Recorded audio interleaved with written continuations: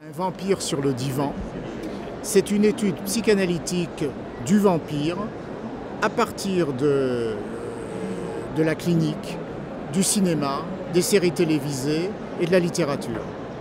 C'est quoi cette forme particulière du vampire aujourd'hui, à notre époque, et pas simplement il y a quelques siècles ou dans l'Antiquité.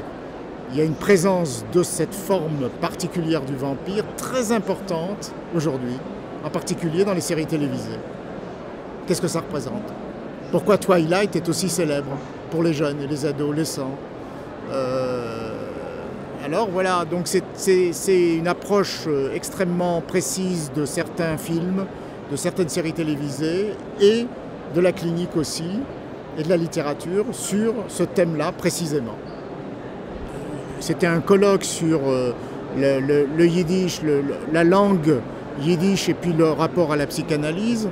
En gros, pour aller très très vite, il n'y a pas une langue stabilisée, il y a toujours un écart à une langue et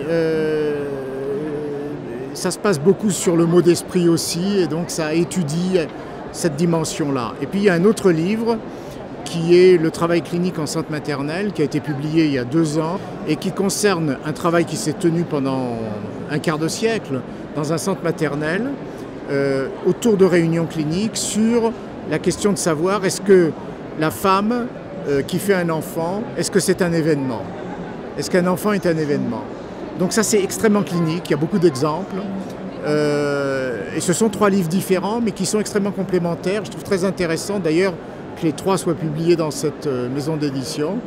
D'autant plus qu'il y a une unité puisque les couvertures ont été faites par un de mes amis qui est de New York, Hank Blaustein, et il a beaucoup de talent.